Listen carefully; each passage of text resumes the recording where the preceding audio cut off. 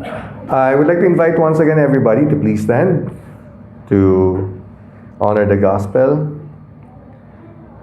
Ang atin pong reference verse for today is Matthew 13 verses 24 to 30. So sabay-sabay na po tayong lahat, wala nang alternate. Let's begin with verse 34. Jesus told them another parable. The kingdom of heaven is like a man who sowed good seed in his field. But while everyone was sleeping, his enemy came and sowed weeds among the wheat and went away. When the weeds sprouted and formed heads, then the weeds also appeared. The owner's servants came to him and said, "Sir, didn't you sow good seed in your field? Where then did the weeds come from?" "An enemy did this," he replied. The servants asked him, "Do you want us to go and pull them up?" "No," he answered, "because while you are pulling the weeds, you may uproot the wheat with them. Let both grow together until the harvest. At that time, I will tell the harvesters, first collect the weeds and tie them in bundles to be burned. Then gather the wheat and bring it into my barn." Let us all pray. Praise be to God for these words, O Lord, and praise be to you for another morning that you have gathered all us once again in this worship hall. Thank you so much, Father Lord, for all the provisions and for all the protection na laging pong binibigay po sa amin lahat. We are praying that everyone outside of this worship hall will be safe in your hands wherever they are and whatever they're into right now. And we are praying, O God, na ito pong gawa nito ay magbigay sa iyo ng kapurihan, Ama, at sa amin pong mga nakikinig sa araw na ito, Panginoon, nawa po ay magbigay ito ng mensahe na dapat naming katuparan sa araw-araw ng pamuhay, O God. I am praying, Lord, to be blessed by you, be anointed by you, O God, and be used by you mightily, O Lord, for this mission of you here in your kingdom on earth, Panginoon. I am humbled by this opportunity to be in front of your people, Panginoon, to speak of your words, God. And so I ask for your blessings. And hawakan mo po, Panginoon, ang aking bawat galaw at guard my heart and my words, Panginoon, na dapat po lahat lamang po ng makita nila, marinig nila sa harapan ay tanging ikaw lamang po, Panginoon. Lahat po na ito ay para sa kapurihan mo. At we love you, O God, and we honor you, we worship you, we glorify you, Panginoon, we adore you. You are our Lord and our Savior. In the mighty name, Jesus. Amen. Sige po, muna po tayong lahat. So, welcome po sa ating po mga bagong dating at welcome din po sa ating preacher for today. Nagbabalik after weeks of hiatus talaga. Kasi po, nung mga nakaraang linggo ay busy po tayo sa gawain naman sa school. Kasi syempre, kailangan nating i-balance, no? Una, syempre, ang ating Panginoon. Pero kailangan din natin tupdin yung ating sinumpaan sa trabaho natin. Katulad po last week, after ng ating very successful, blessed anniversary celebration, palakpakan po natin ang ating lahat. Marami pong wala dito, pero they deserve also the applause. At syempre, kapurihan po sa ating Panginoon sa natapos po nating anniversary. Thank you all, ating po mga workers. Ayan, sila Tita Grace, Kuya Louie, salamat po sa inyo, mga pagpapagal nyo. Ating pong UPM na ilang linggo rin nag-practice. Siyempre, ang mga presentation na ilang linggong pinagkekembutan ng ating mga women, sa ating mga couples. Di po ba? Salamat po sa lahat for pulling off a very good, not only a performance for our guests, but siyempre, ang inyo pong contribution para po sa ikagaganda ng ating anniversary. So, after po nun, balik na naman tayo sa trabaho. Last week, we had our PTC, Parent Teacher Conference. Sa Pilipinas po, ito po yung Report Card Giving Day. Importante po itong araw, hindi lamang po sa mga bata, lalong-lalo po sa mga nanay. Siyempre, happy parents, happy school. Kaya dapat alagaan namin ito. Pagdating ng Parent-Teacher Conference, lahat po kami dyan ay busy. Yung mga teachers po namin, weeks prior to the distribution of cards, sobrang busy po talaga lahat. One of the busiest season after the examinations would be the preparation for the PTC or the Parent-Teacher Conference, distribution ng cards. Kasi eto po, nag-check kami dito, nagmamark ng mga exams, gumagawa ng mga grades, nag-e-encode sa class records. Minsan po, sa dami po ng ine-encode mo, tapos ang mga teachers po namin, hindi po lahat ay kabataan. Karamihan po sa kanila is within my age range din. No? So pagka mga ganitong laptop, medyo malabo na. Bakit maliit? Bakit maliit? I-zoom mo kaya. May zoom naman dyan. Sobrang laki nito. Di minimize mo. Di ba? Zoom it in, zoom it in. So medyo mahirap po para sa ibang mga teachers. There will be hours and hours of efforts para lang po to be poured into it, para lang po matapos yung mga grades na yan. And pagkatapos, hindi pa po tapos yung lahat. Natapos lang kami mag-encode ng grades.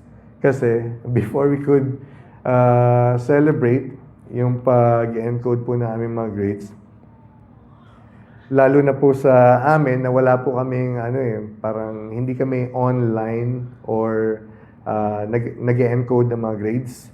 Meron po kaming reading na tinatawag. And it is being required by our school, yung reading. Reading is like the checking, counter-checking, double-checking, 10 times checking pa.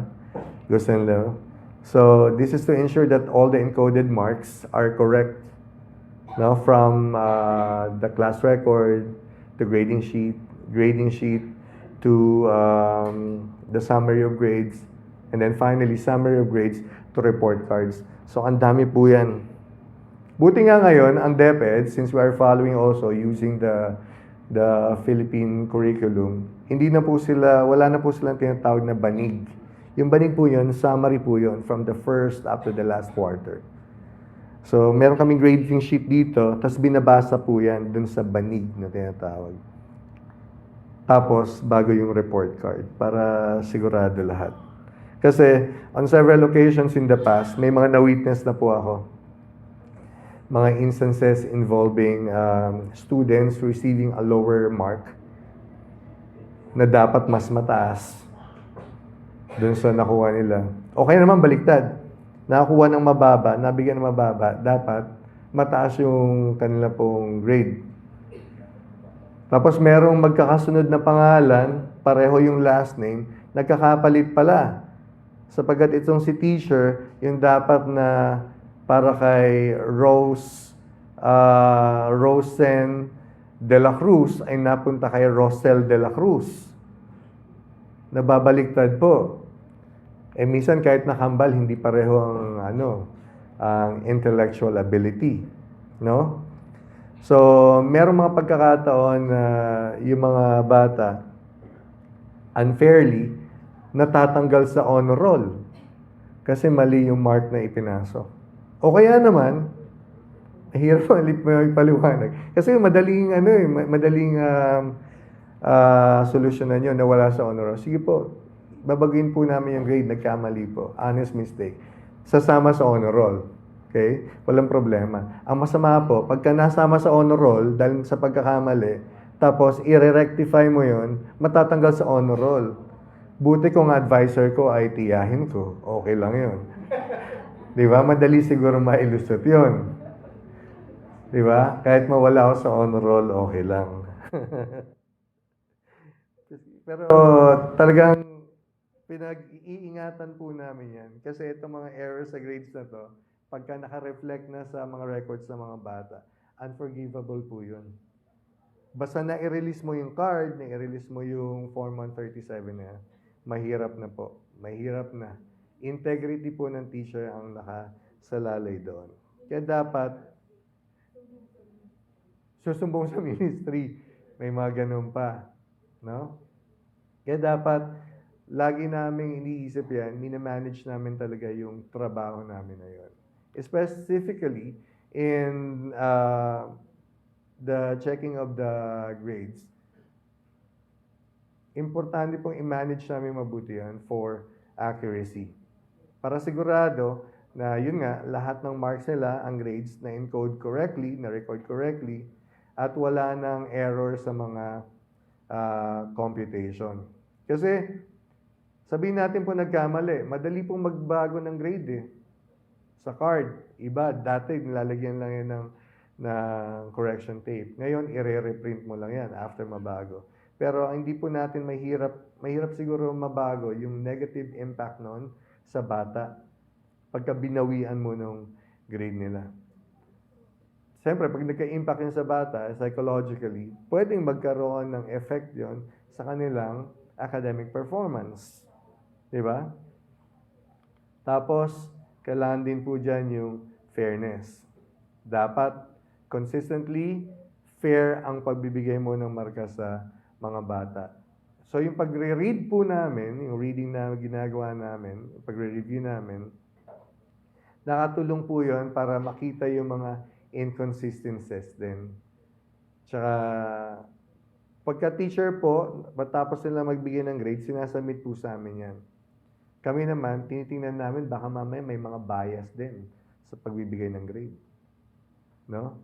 Siyempre sa amin, minsan alam namin yung mga bata eh. Bakit parang matataas masyado to tapos yung isang grade lang ang mababa? Tawagin mo si teacher, baka gusto mong balikan to, i-review. Diba? Kasi it tells you of something eh. It informs you of something. Na baka mamaya, maganda yung performance ng bata eh, yung trend na. Tapos sa isa lang mababa. So, that's something. And then, yung progress po, dapat makita rin natin yung progress yan. Kaya nga ang tawag po sa report card ay Student Progress Report Card. Okay?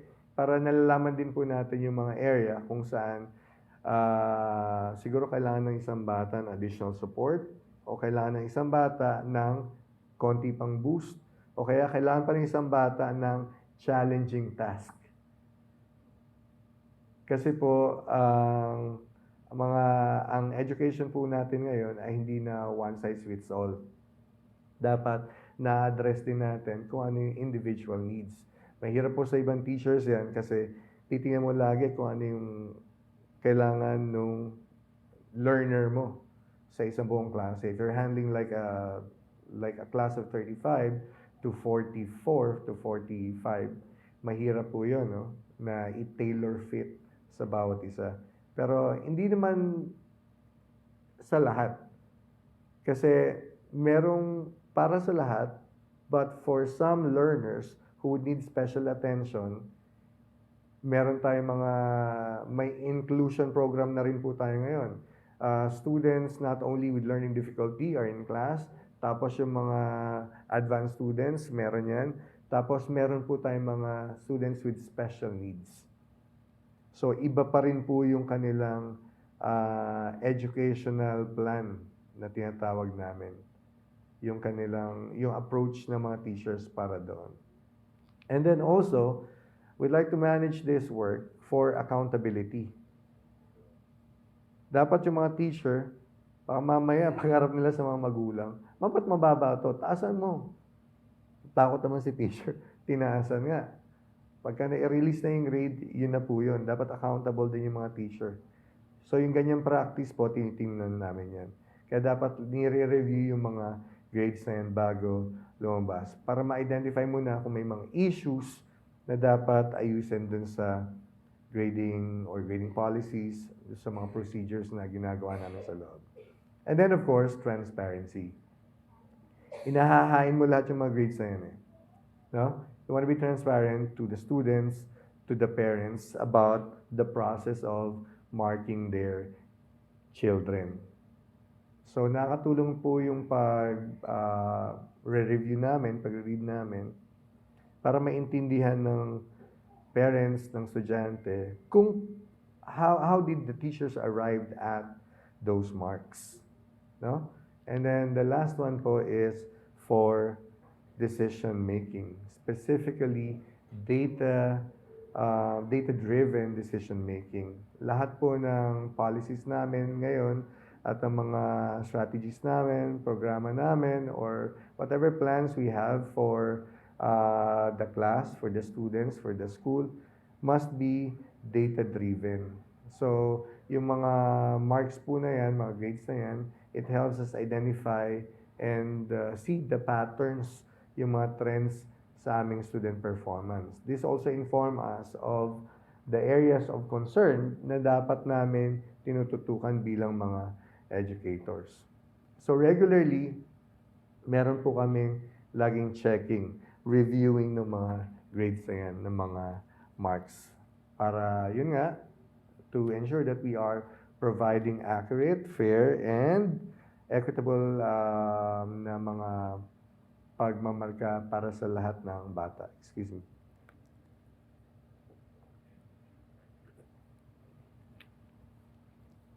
Ang dami ko sinabi doon. Pero kasi I'm seeing that as the same in agriculture. Balik po natin dun sa ating theme nung anniversary. In agriculture kasi, everything that we do after giving grades in agriculture, sa amin pong trabaho bilang teachers, parang harvest namin yun eh. Diba? Harvest could mean anything. It could be a noun, it could be a verb, di po ba? And collection of grains or plants, pagka ginather mo yan, that's called a harvest. But anything that you do as an output, pwede ka rin po mag-harvest ng mga ganon. So, yung pagbibigay po namin ng grades, yan po ay harvest namin sa school. So, sa mga farmers naman, wala kasi si Pastor Ronnie, no? Kasi sabi niya siya laging nagsasabi na ako ay anak ng farmer. Pero hindi po siya nagtatanim ngayon doon. Ibang tanim ang ginagawa niya, ibang pagtatanim. No? So, sa agriculture po, hindi po natatapos daw yung role ng farmer after a successful harvesting of their crops. I thought of this topic for today kasi iniisip ko, we've mentioned in the past that the planting season, the cropping season, will just happen again. Cycle po di ba? So magtatanim, aabutin ka ng pag-harvest. Pagkatapos nun, tatanim ka ulit. Wait for the next cropping season. Tapos, ani ulit. But when I prayed for a topic for today's sermon, siguro ito yung binigay sa akin ng Panginoon. To look into the activities in between the cropping season. So, cropping, harvest, meron pa pala nangyayari. Post-harvest. Bago ka ulit mag-start ng cropping. So, the role of a farmer does not end after successfully harvesting their crops. Marami po mga task pa, responsibility sa mga farmer na kailangan nilang gawin. Para ma-ensure naman nila na yung harvest na nakuha nila will prepare them for the future seasons. Kasi bawat process po na kailangan gawin, that will ensure them naman that yung produce nila, if we're talking about crops, yung kanilang produce, say grain, is of high quality. Di po ba? Kasi pag high quality, mas profitable yan pagdating sa market. Pagka high quality, syempre, mas profitable, in the end, it would supply more to your family. Di ba? Pagka kinain mo naman yon, it would nourish more your family. Sorry. And the entire community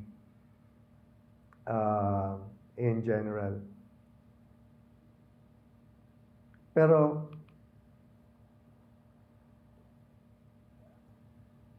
ang harvest kasi is maybe considered to be a powerful metaphor to convey spiritual truth. The Bible often refer to harvest both as literally yung agricultural practice or etong spiritual truth. Noong mga panahon po ng mga Israelita,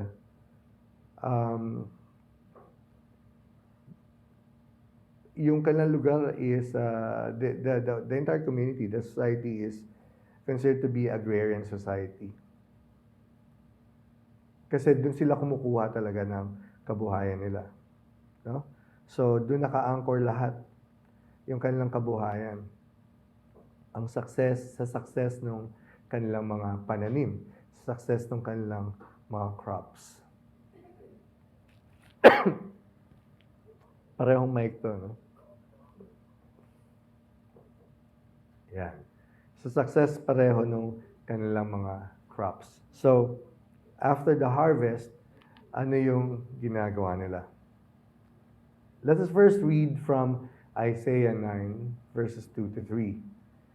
The people walking in darkness have seen a great light. On those living in the land of deep darkness, a light has dawned. You have enlarged the nation and increased their joy. They rejoice before you as people rejoice at the harvest, as warriors rejoice when dividing the plunder. Dito po, tiyan po natin yung comparison dito. You have enlarged the nation and increased their joy. They rejoice before you as people rejoice at the harvest, as warriors rejoice when dividing the plunder. So, this passage is maybe considered to be the theological reference nung sinasabi ko kanina na comparison ng agriculture as a process and revealing the spiritual truth. So for those who in this passage, people walking in darkness have seen a great light.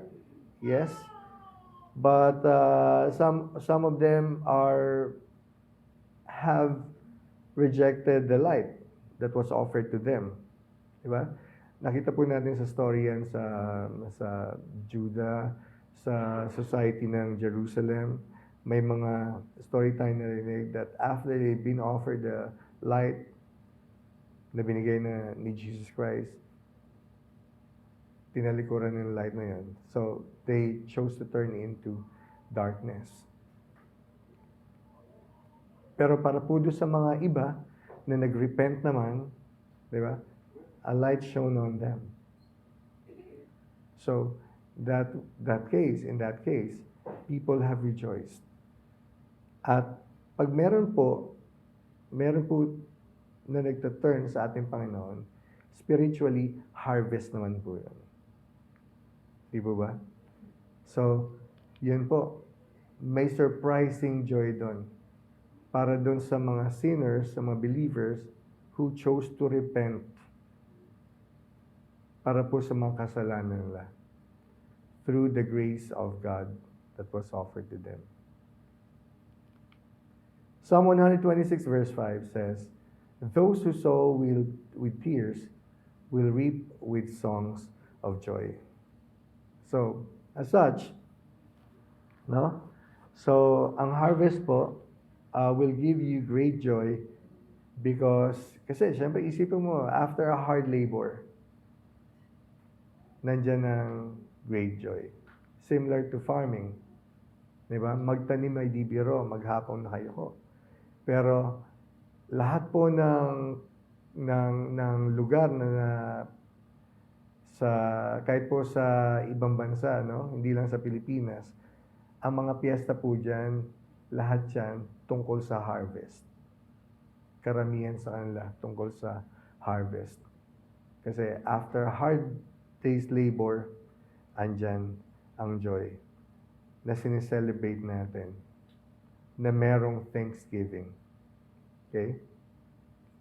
Ang bawat kaluluwa po that are able to turn to the Lord after receiving the Word of God is a harvest that brings us immense joy as well. Kasi it took, if in many cases, it takes a lot of time and a lot of sharing and a lot of rejection para po ang isang unbeliever ay ma-convince natin, no? Na natanggapin ang buhay na Panginoon natin.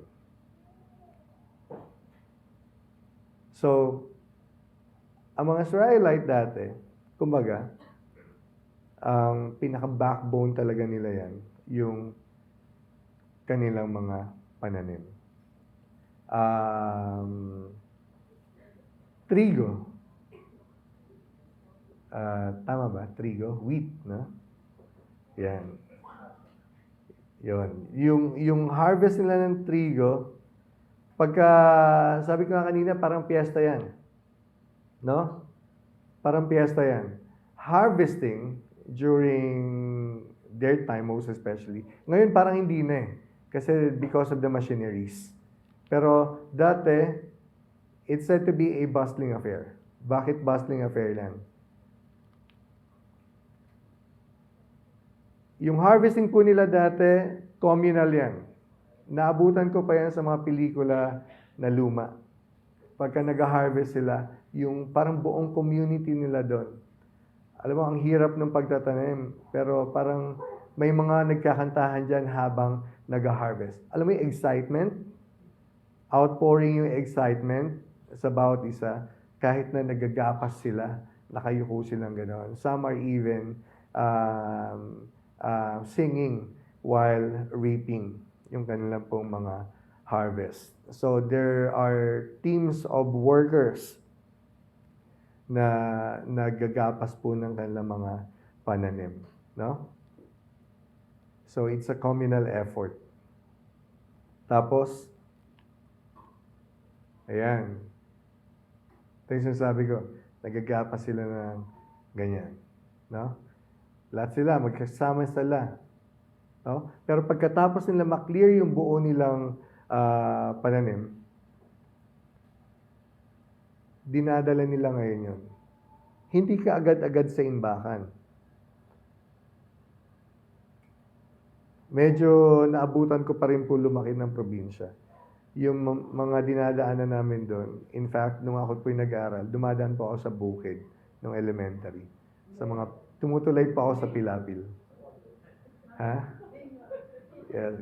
Growing up in the province. Hindi, pero totoo po. Nabutan ko yun. Suportahan mo naman ako, Nay. Nag-aral po ako sa Bagong Buhay Area A Elementary School.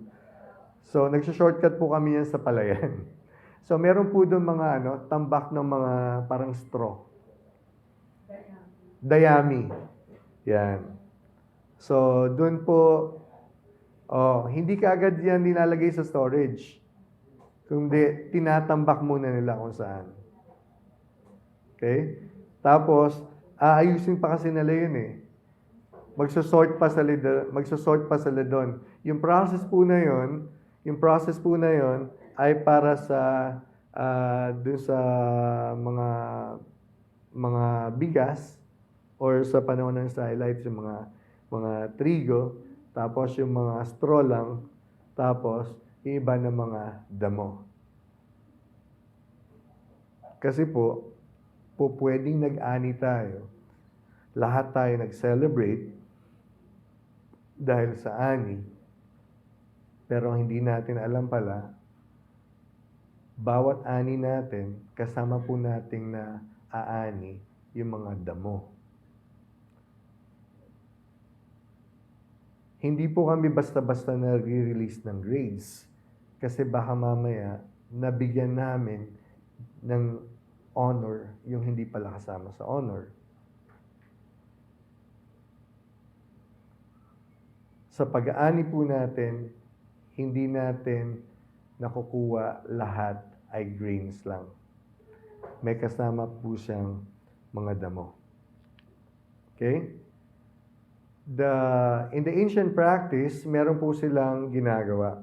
Ang tawag po nila threshing, cleaning, drying, and storing grains. These are the vital steps in ensuring a successful harvest during the ancient time. Farmers are still doing the threshing today, but they are already using some machinery. Mga tractors na pong gumagawa ng threshing. After nun, tractors pa rin ang ginagawa nila pag sa cleaning stage na.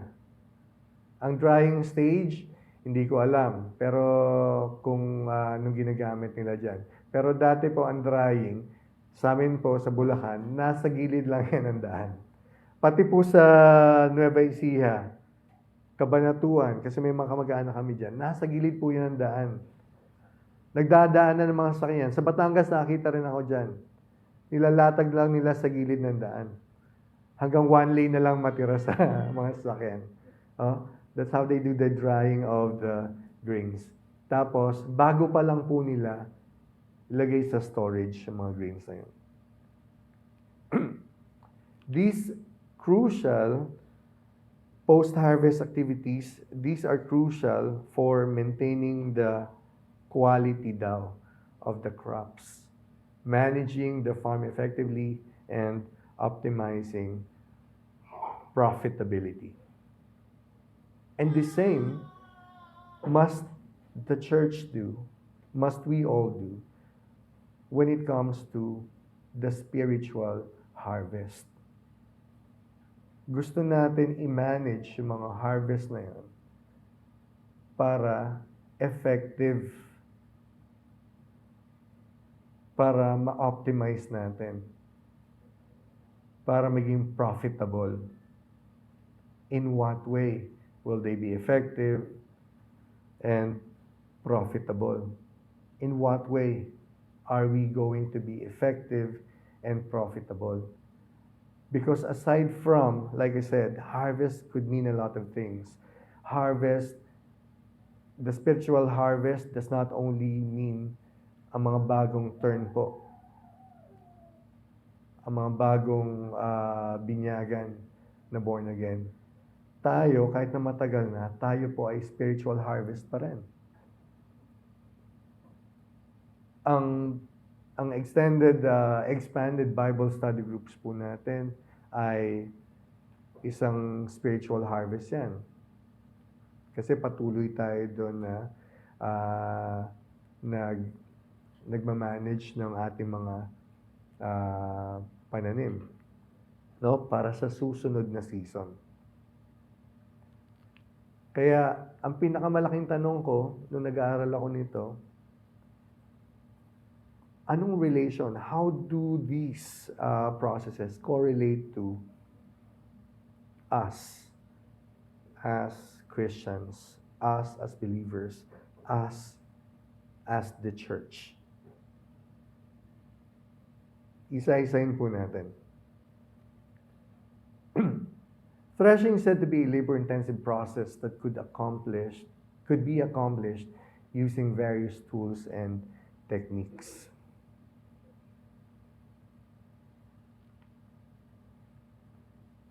Ang sabi sa Matthew 13, verse 27b, Sir, don't you sow good seed in your field?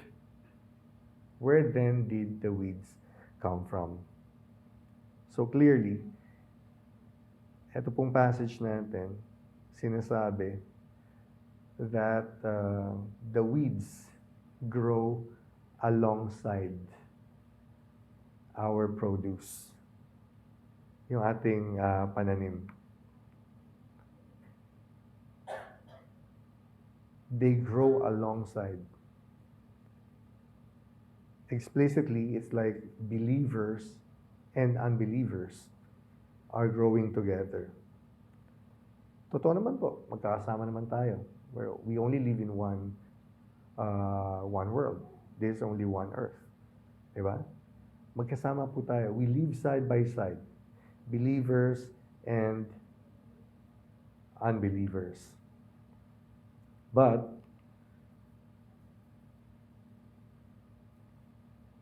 there's going to be sorting come the judgment day. The passage also say that in time, yung mga weeds po na yan ay susunugin. Workers were instructed to wait until harvest to separate and burn the weeds.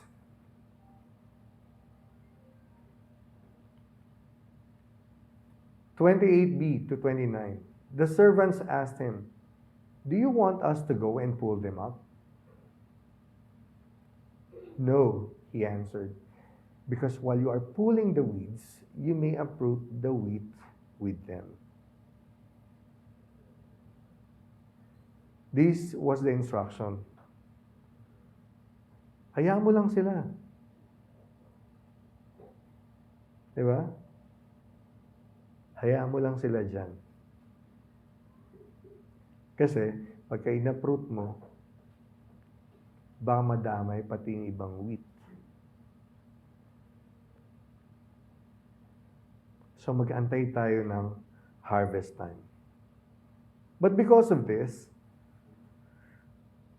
being a church, siguro dapat we should be ever watchful.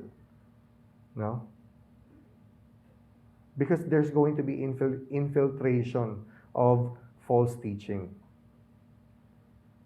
Hindi man tayo nakaka-attend, hindi man tayo siguro ma-attend sa ibang mga church services. Hindi natin sinasabi na false teaching ang kanilang ibinibigay. But because of the different various media available, no? Marami tayong print, pwedeng digital media, di ba? Marami tayong nababasa, marami tayong nakikita, marami tayong naririnig. Di ba? And the enemy may use those media to constantly do their work to distort the truth that we know of. Yung truth na naitanim na po sa atin. Na po pwedeng mag-weekend, na ma-weekend yung faith natin bilang believers. Pwede nilang matwist yung mga false teachings na yan. Yung alam natin, yung dapat nating alam na tama. Kaya siguro we have to really encourage everybody to continuously, diligently, religiously participate in all church activities, services, andyan po ang ating mga Bible study groups. We have to always cherish this fellowship among believers. Di ba? Kung wala man tayong common time, And yes, our schedule will not allow us uh, to be in fellowship. We pray for each other, not only for ourselves, but we pray for each other that they remain in the truth, that their knowledge of the word will not be twisted by any false information or any false teaching. Kasi minsan, despite our best efforts, we still acknowledge the reality na may mga harvest that will flourish and bear fruit, and there will be some, tulad ng sinabi sa passage, who will grow to be weeds and will yield poisonous seeds. Kasi may mga weeds po, may mga weeds daw, this is based in Matthew also, doon sa parable, may mga seeds pala na nagbubunga ng grains that looks almost similar to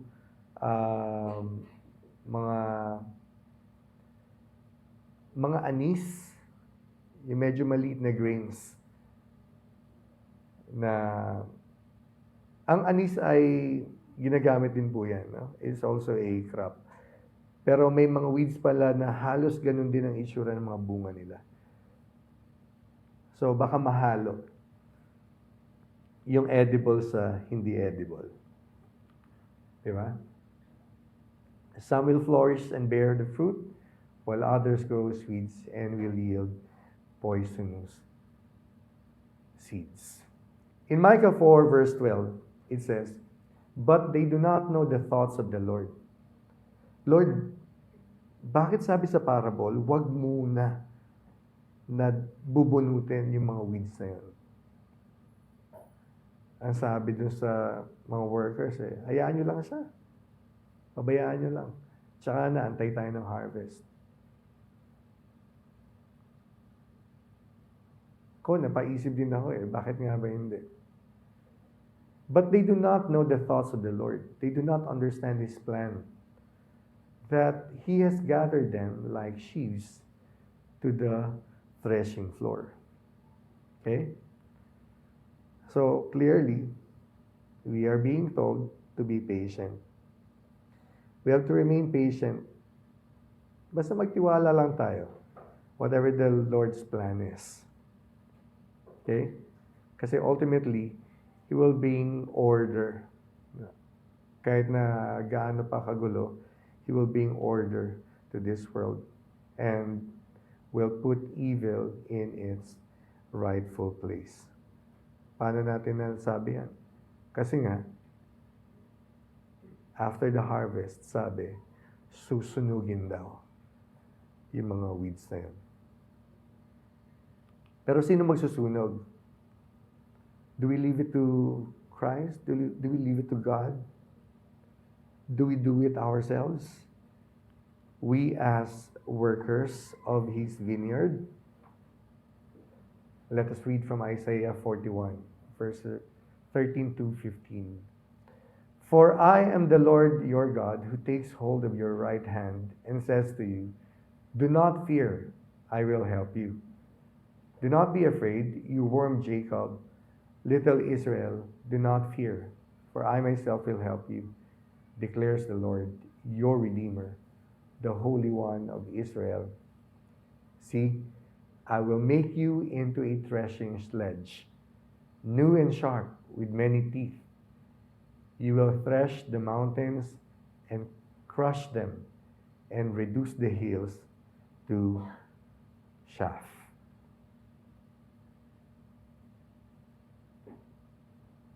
If these are being told to us, maliwanag naman po that we can do the threshing ourselves. Pero parang nakakatakot kasi tama yung threshing sledge. Sabi, new and sharp with many teeth. So medyo mahirap mag-thresh ng mga ani. But the Lord says, He will be our help. Diba? So, while the Lord is working on His own, tumulong po tayo. Bilang tayo magkakasama, we are one church. Kasama po tayo ni Lord sa pagtithresh ng kanyang mga harvest.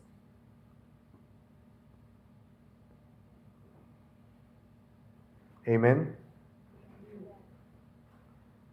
Just as a farmer threshes and winnows wheat, yung mga mountains daw na yan, ibabagsak. So mountains, ibig sabihin, yung mga nasa taas. We are aware of this, some preachers na masyadong nagiging celebrity.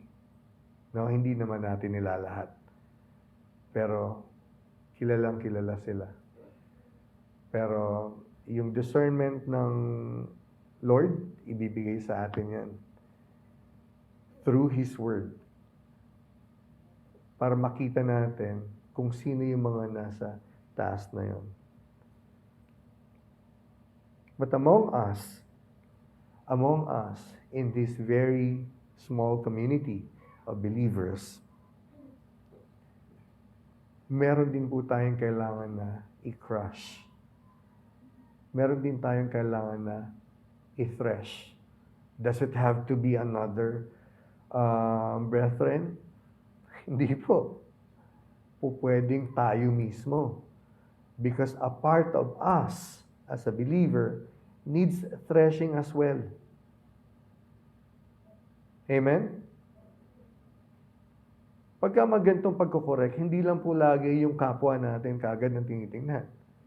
Unahin natin sarili natin. Pamamayang correction, kailangan natin gawin sarili natin. Like I said earlier, tayo mismo, harvest din tayo. And we will need this process also of threshing.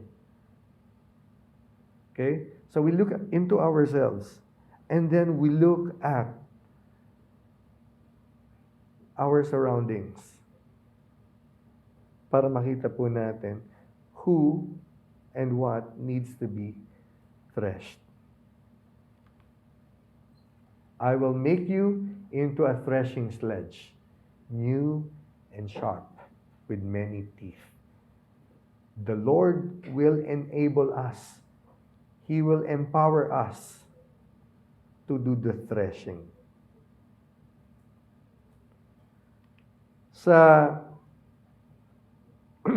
Ganito po yung itsura ng threshing. Kung konti lang naman, siguro kung for personal consumption, gumagamit po sila ng threshing stick.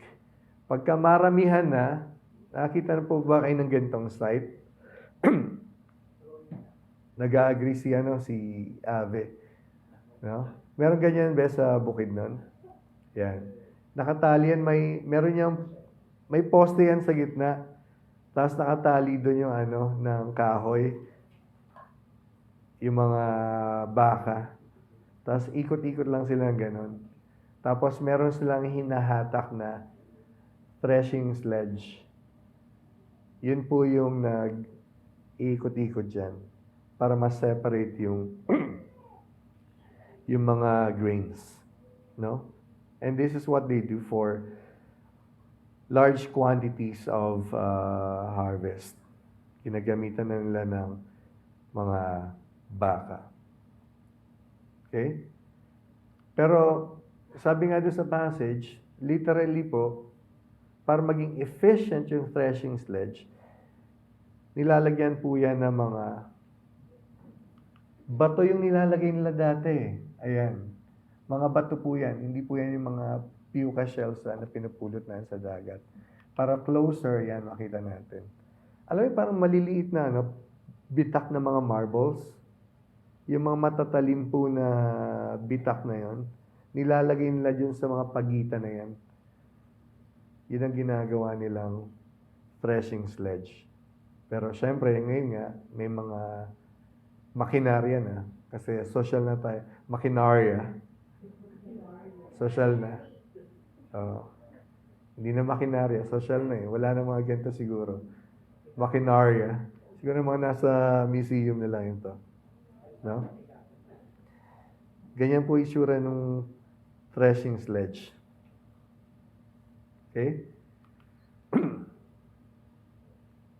So, sabi sa passage, sige lang, antayin natin yung harvest.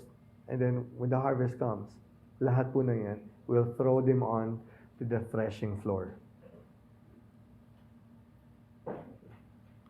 Tapos, ano nang gagawin?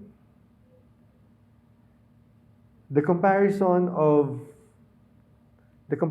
of managing the spiritual harvest or the spiritual yield with that of agriculture is, yung threshing po na to, sa spiritual, may be considered to be a process of spiritual refinement. Yung paggamit ng threshing sledge na yan. Kasi sa agriculture, di ba? Nililinis po niya yan, tinatanggal niya yung mga unwanted dun sa wanted. To separate, they do the threshing to separate po yung mga grains dun sa husk nila para ma-separate yung mga grains dun sa tangkay, yung mga grains dun sa husk. Hindi po ba ganito tayo mga believers? Dapat we are being separated in all the impurities of this world. Ang dami na po nating sermon na narinig tungkol sa mga impurities na yan. And we need not, enumerate those impurities. But we too needs to be refined, needs to be threshed.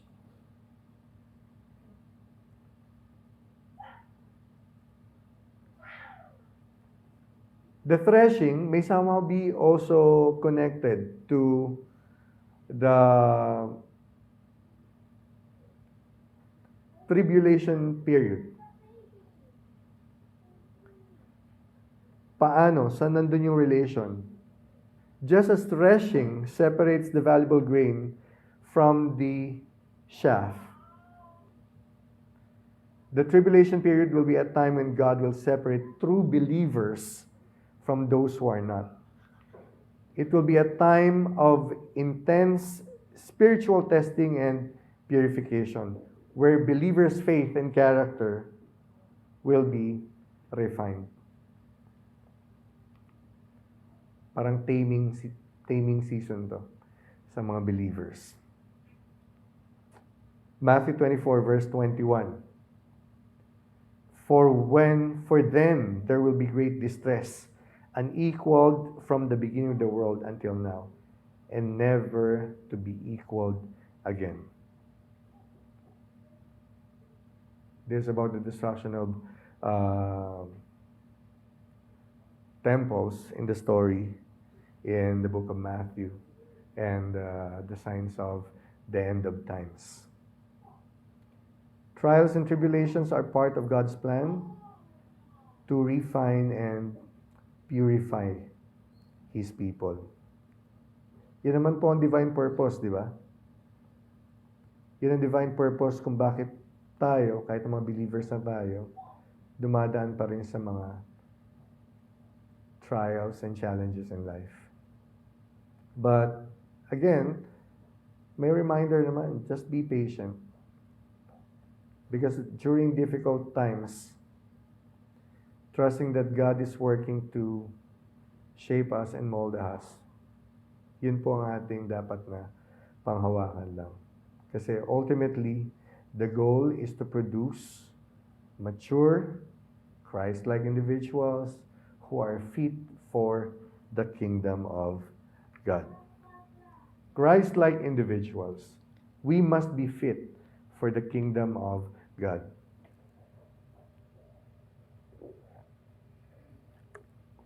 Dumating na po ang Panginoon. Andito na ang kingdom ng ating Panginoon. We must live a life that is pleasing to Him.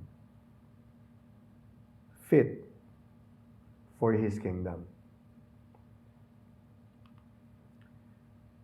Romans 5 verses 1 to 5. Therefore, since we have been justified through faith, we have peace with God through our Lord Jesus Christ, through whom we have gained access by faith into His grace, in which we now stand. And we boast in the hope of the glory of God. Not only so, but we also glory in our sufferings, because we know that suffering produces perseverance. Perseverance, character. And character, hope. And hope does not put us to shame, because God's love has been poured out into our hearts through the Holy Spirit who has been given to us. Amen? So, in essence po, people need to embrace trials and tribulations. Kasi opportunities ito. Let's look at it as opportunities for spiritual growth and transformation.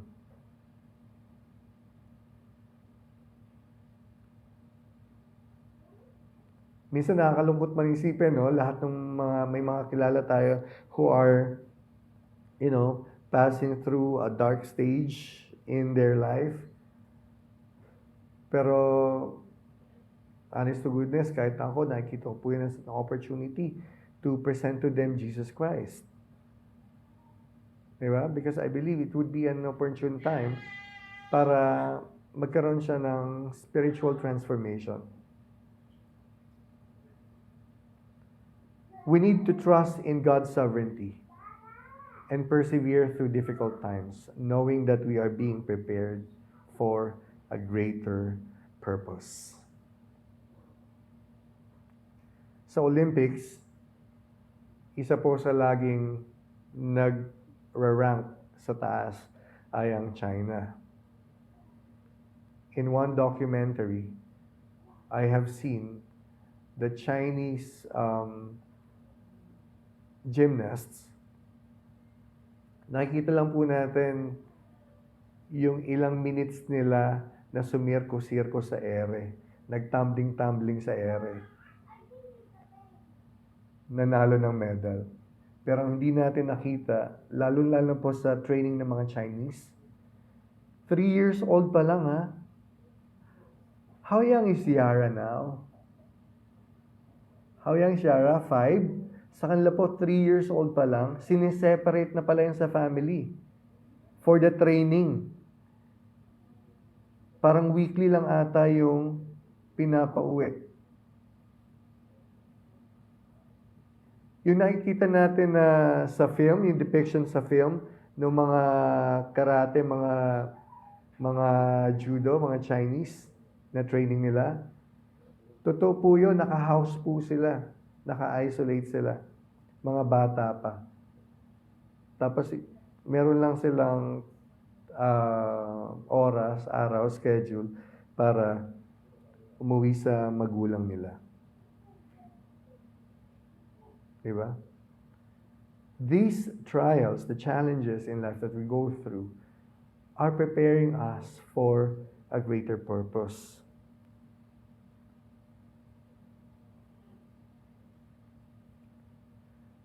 Kaya kahit na nagmamadali sa uwian, si Elder Sherwin yan, pupunta pa yun ng Alcale pagka Friday. Kahit na galing sa work, si Pastor bumabiyahe sa traffic. Mula po sa Ajman, from north to south, mula sa Ajman, papuntang Alcale. Tapos pagkatapos doon Dediretso pa po yan sa Gardenia Sisters.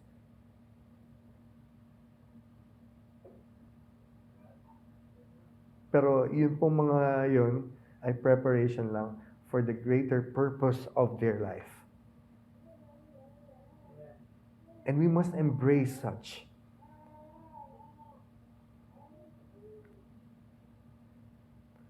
Ang next step po would be the cleaning.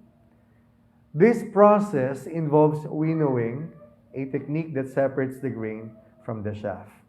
Giniling na po, ano? Giniling na. So, gumagamit sila ng parang rake. Parang kalaykay. Pero yung kalaykay na alam natin, ganito eh. Ito yung nakaganyan lang. So, po pwedeng gawa sa sticks lang yan. Or po pwedeng gawa sa bakal. So, kinakalaykay nila ng gano'n para matanggal yung mga dahon from the grain. Okay? Ito po yung next step. Ang tawag po doon, winnowing. Farmers need to clean the harvested crops to remove any debris, weeds, or damaged grains. Kita mo, pag may na-damage pala, kahit na grain yon, pero pag na-damage na, tinatanggal din nila. Remember, ang isa po sa purpose ay para ma-ensure na high quality yung ating mga grains. Amen po? So, it could be a wooden fork, po pwedeng gawa sa bakal. Ito-toss nila yan pataas para matanggal yung mga straw. Pero, meron pa pong isang way naman dyan. Kunyari, yung mga grains na nakuha nyo. Ginagawa namin to dati sa probinsya. Nagtatahip kami.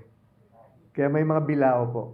Lalagay mo dun yung bigas, no? Kasi dati, kami pa nagbabayo nun, bago isaing. May ganun pa. So, tatahip mo yun, tapos punta ka, minsan, may mga electric fan naman dati, pwede kang tumapat sa fan, para pagkatahip mong ganyan, lilipa rin yung mga ipa, no? So, matitira sa bilao yung mga bigas lang. Tinatahip naman. Matthew 3 verses 11 to 12. I baptize you with water for repentance, but after me comes one who is more powerful than I, whose sandals I am not worthy to carry. He will baptize you with the Holy Spirit and fire. Sino po itong nagsasalita dito? Si John the Baptist. Tama po.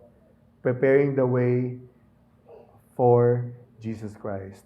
His winnowing fork, referring to Jesus Christ, his winnowing fork in his hand, and he will clear his threshing floor, gathering his wheat into the barn and burning up the chaff with unquenchable fire.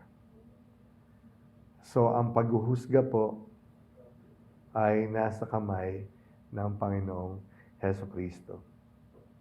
So, spiritually, ayan, yung pagtatahip. So, spiritually, winnowing is a process to separate those who repent from those who do not. Ganda ng bilao niya dyan, no? Sa atin, bilog lang yan, eh. Ito, nakasambot talaga sa, sa huli. Pero paano kaya natin magagawa yan? Well, I said earlier that God's Word will help us. This will be our discerning tool. Kung wala man tayong winnowing fork, o hindi man tayo marunong magtahip, God's Word will be our discerning tool. Ito na po, the Bible, God's Word.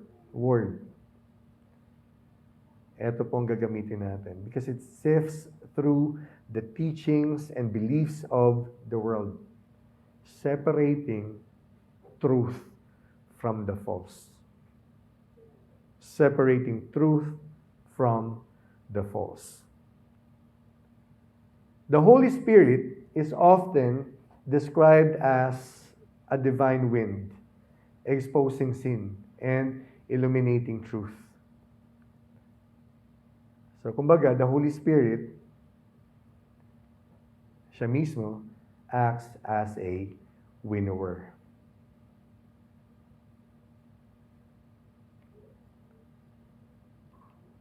Let's read from John 3, verse 8.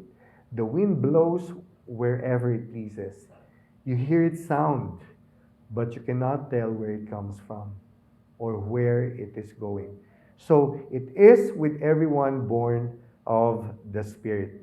This particular verse explains the Holy Spirit's mysterious nature. Parang hangin. Diba? Suggesting its power and its influence. This one, on the other hand, which reads, I have much more to say to you, more than you can now bear. But when He, the Spirit of truth, comes, He will guide you into all the truth.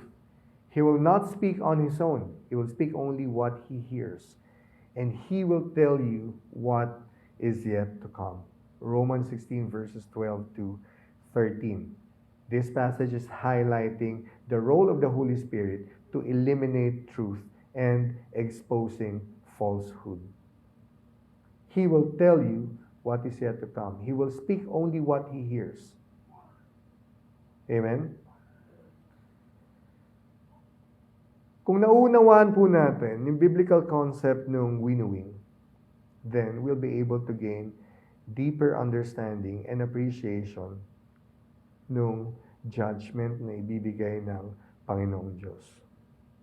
Because His purifying work in our lives, and of course the power of His Word to discern truth from falsehood. Amen? Eto na, pagka-summer. Ganito na po ang site papunta sa mga probinsya. Di ba?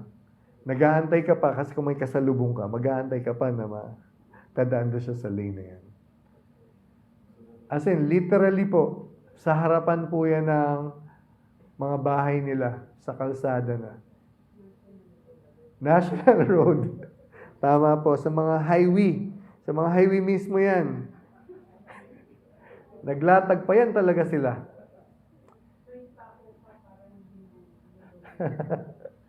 May sako naman po yung iba. Tapos, they don't mind naman pagka may mga dumadaan sa ibabaw po niyan. Totoo po, minsan may mga dumadaan dyan na maliliit na, kunyari motor, dumadaan sila sa ibabaw na yan. But what are they doing? Ito po yung drying process. Kasi crops essentially need to reduce its moisture content to prevent the growth of fungi or mold. Yung fungi, para maiwasan po yun. Kahit sa mga bahay po, di ba? Lalo pagka westerners, ayaw nila na may mga moisture dyan. Kasi delikado sa health po kapag may tumubong mga molds sa loob ng bahay. Okay? Kasi yung mga molds na to, pagka nagkaroon niya ng molds, nagkaroon siya ng tinubuan mga fungi yan, madaling ma-spoil. Pwedeng mabukbok. Napawa ko sa mukha ko nung sabi ko mabukbok. Pwedeng mabukbok. Pwedeng yung spoilage po. Kumbaga yung shelf life mapapabilis. Tapos po pwedeng maubos na yung nutritional value ng mga grains na yan. Pagka hindi natin siya na-dehydrate, natuyo, na-alis yung mga moisture na yan. Okay? So basically, that's the main thing. Why there has to be this process, drying. It's not only for, pero ngayon po, drying is also, kasi it's also to preserve food. Sa atin, di ba, meron tayong mga dyeing para tumatagal for future consumption. Isa rin po yan. Ginagamit din ng drying para ma-preserve. Katulad yung mga dried fruits, dried nuts. Pero may iba pa rin naman tayo mga preservation na ginagawa. Like canning, buro, meron na yan ngayon. Tapos yung ginagawang pickles, di ba? Sa ibang bansa may kimchi. Di ba? Yun yung ibang mga preservation nila. Oh. Pero katulad din po ng mga grains na to that requires drying para matanggal yung moisture sa kanila. Spiritual growth also necessitates the drying up of harmful tendencies. Meron kasi mga spiritual moisture din na dapat na matanggal sa atin. Again, that may include pride. Masyadong mataas ang pride mo bilang tao. Lust. Okay? Yung galit. Yung greed. Anything that's worldly. Our being worldly is also a moisture na dapat na matanggal sa atin. Apathy is another thing. Okay? Bakit ito kinoconsider natin ng mga moisture na dapat na ma-dry up sa atin bilang mga Kristiyano, bilang mga tao? Kasi kunyari itong pride, this leads to arrogance. Diba? Kung ma-pride tayo, di ba? It could lead to arrogance. Tapos, alam mo yung resistance natin sa correction, dapat po tayo pagka-believer, madaling tanggapin sa atin yung correction. Ang pagtuturo po na yan ay para sa ikakabuti po natin. So, dapat hindi tayo ma-pride. Walang resistance sa mga correction na yan. Uncontrolled lust can damage relationships and lead to immoral behavior. Greed. Of course, we know about greed. This can foster materialism. Selfishness. Pagka masyal tayong greedy, nagiging makasarili tayo. Ganun din naman, yung anger, ayan, syempre, this can result to destructive actions. Excessive worldly pursuits can distract from our spiritual growth.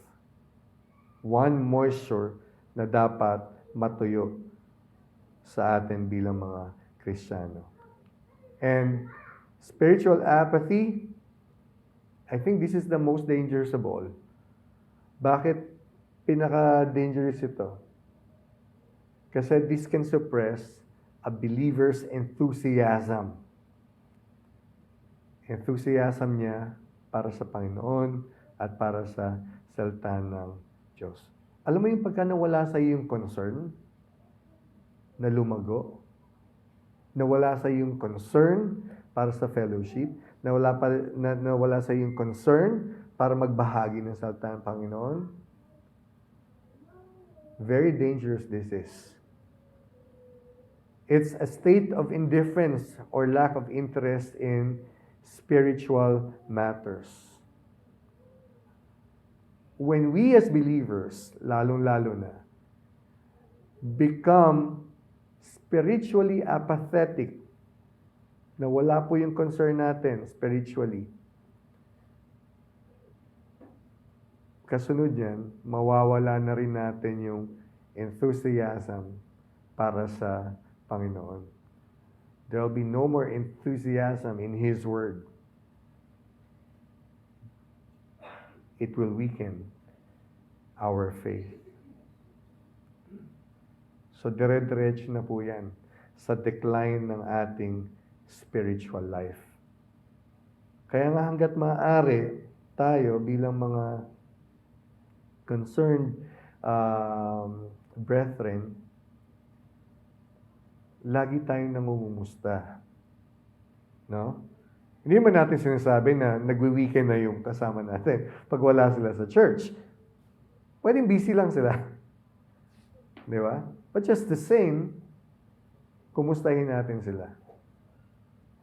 Because we don't want for them to lose that concern, to grow in the Spirit. And to combat this spiritual moisture, believers must turn away from sin through repentance. We have to always trust in God's moving para sa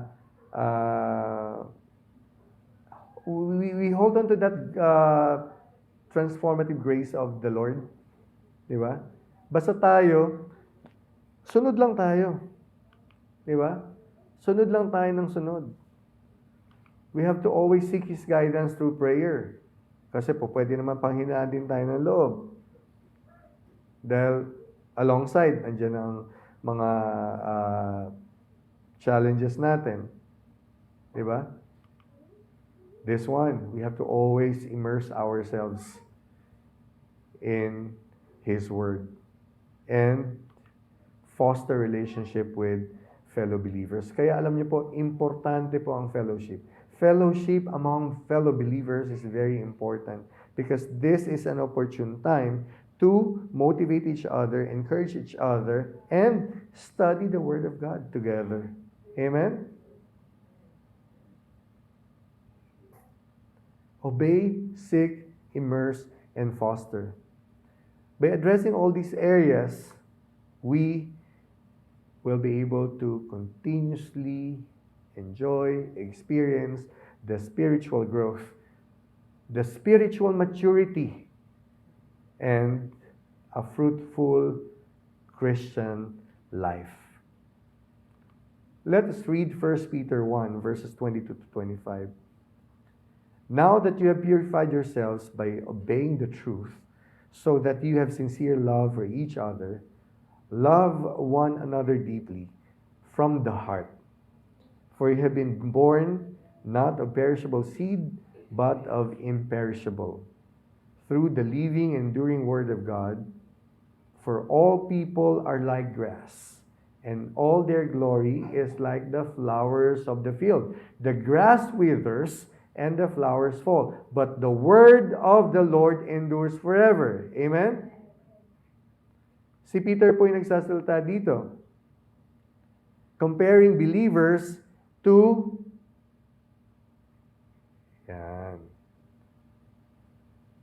to someone who needs spiritual nourishment. Because the process of growing in faith involves purification. Much like drying grains to remove its impurities, the impurities. God, through His Word and Spirit, refines and matures believers, preparing them for eternal life. Where do we enjoy, where will we enjoy the eternal life? It's in the kingdom of God. Amen? Ayaw ba natin nun? Don't we all want to be in God's kingdom? So kailangan po, kahit sarili natin, evaluate ourselves. Maybe there are some moisture in us that needs to be dried up. Romans 12 verse 2. Do not conform to the pattern of this world, but be transformed by the renewing of your mind.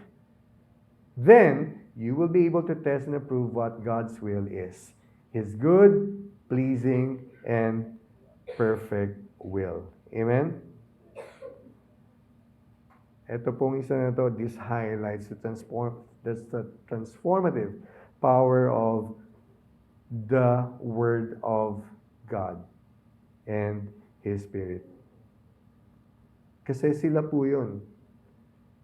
Si God ang kumikilos sa buhay natin. They, he works to shape us and mold us. No? And this will help us also make ourselves grow and transform into the image of Christ, just as He wants us to be. Similar to grains that are dried to preserve the essence, its essence, so too does God's grace preserve and perfect His people. This is the last of those processes, storing. Farmers must store their harvested crops properly to maintain their quality and prevent spoilage. This involves using appropriate storage facilities. Ngayon po, meron mga silo. Parang alam niyo yung mga tangke dito ng mga oil, yung mga malaki. Parang ganon, pero sa mga grains naman yan. Imbakan ng mga grains, yung mga silo. O mga warehouses, di ba? Kasi nilalagay sila doon, proper storage, to protect them from pests, mga daga, kinakain yan. Di ba? Tsaka yung mga, syempre, hindi pwedeng mabasa yan. Lalo sa Pilipinas, adverse weather condition in the Philippines can harm the harvest, the grains. Okay? The act of storing grain can be spiritually likened to the concept of the nourishment, the spiritual nourishment and the growth. Para saan? Para ma-preserve. Sustenance. The Word of God is the spiritual food that nourishes the soul. And it lives forever. Amen? This is our sustenance. Kaya kailangan natin i-store ang ating mga harvest properly. Okay? John 6 verse 35 says that Jesus declared, I am the bread of life. Whoever comes to me will never go hungry, and whoever believes in me will never be thirsty. Diba? Proper storage, proper handling of the harvest will never go hungry at all.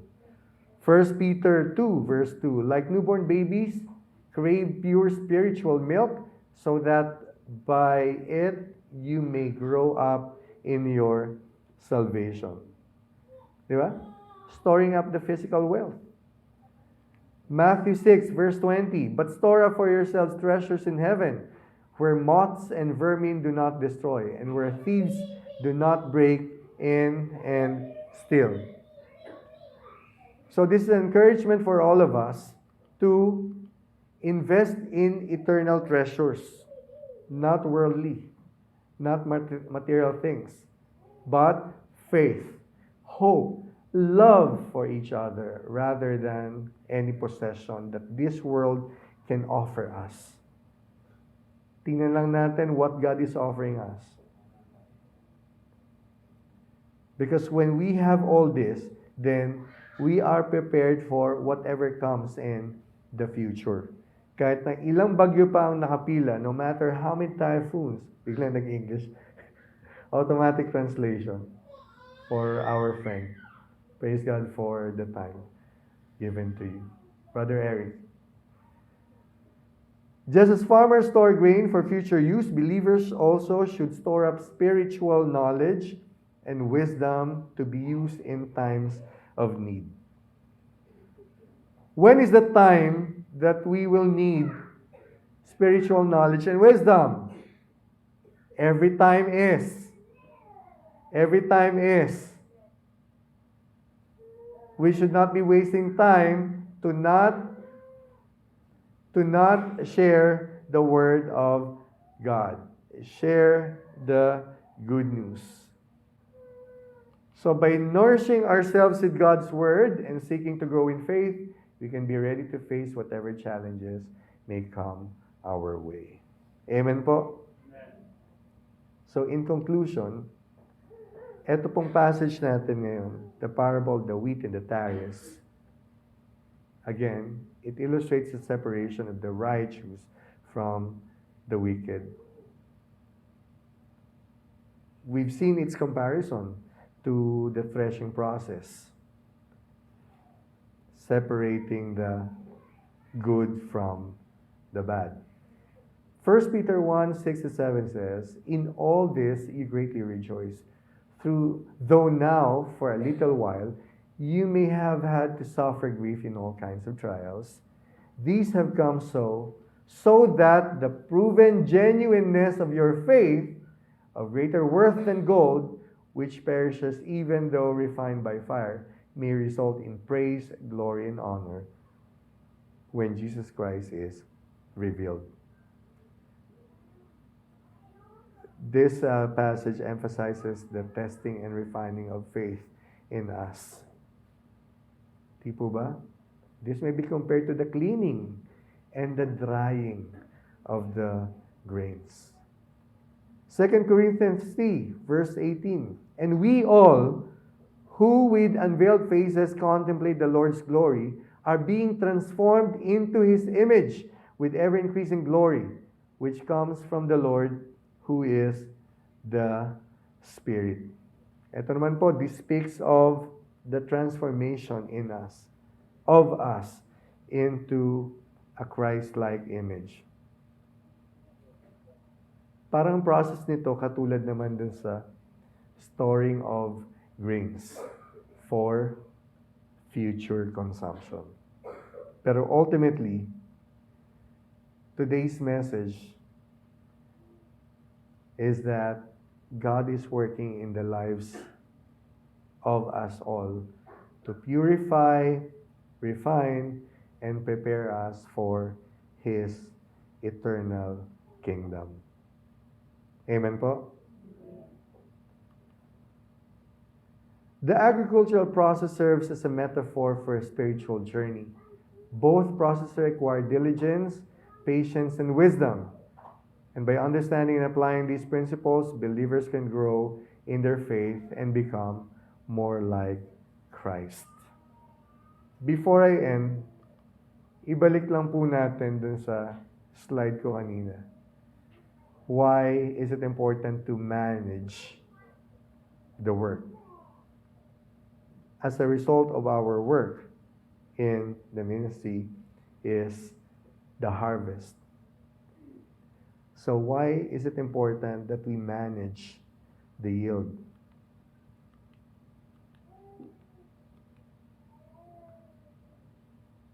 Unang-una, sabi, for accuracy. Yan. Tatandaan niyo po kanina, yung accuracy. Katulad po ng grains that is carefully assessed for its quality and quantity, so too should our spiritual lives be evaluated honestly. Amen po? Fairness. The winnowing process ensures that only the good grain is kept. It symbolizes God's just judgment. In the same way po, para sa ating transformation, no? Sa transformation na pwede nating itulong sa ating mga kapwa. The progress. The stages of harvesting, threshing, cleaning, drying, and storing, lahat po yun, they represent a steady progression towards the final goal. Transformation. Accountability. The farmer is accountable to God for the proper care of our harvest, of the harvest. Tayo po yung manggagawa. Tayo po lahat accountable sa ating Panginoon. Not only for our spiritual growth, but more so to the spiritual growth that we can give other individuals. and transparency. The entire process is open to view, symbolizing transparency in spiritual growth and accountability to God. May I invite the UPM to be here in front now. And lastly, for wise decision making, to be farmers,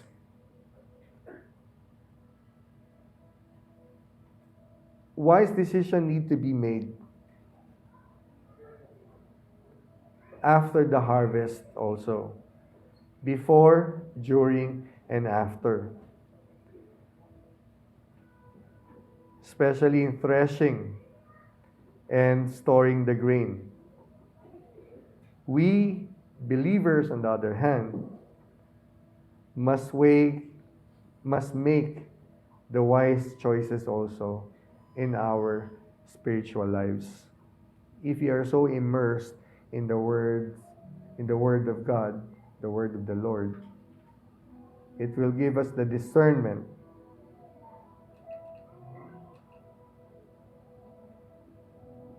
that will guide us in our decision making. And in sum, the agricultural process again serves as a metaphor for everybody's spiritual journey. Ano only nga po yung kailangan natin? It requires patience, diligence, and wisdom.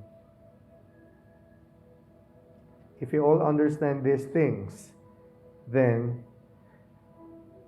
we can richly grow in faith in God and become what He wants us to be. Just like Him. Amen po? So there's no time to waste. We need to manage our yield, manage our harvest properly para po mapangalagaan natin, ma-preserve natin, at ma-sustain natin. Not only for us, not only for our brothers and sisters, but for the entire church. Amen? Because this church is the ministry of Christ, serving His kingdom. Di naman po tayo lahat gustong pumunta. Amen po? To God belongs all the glory.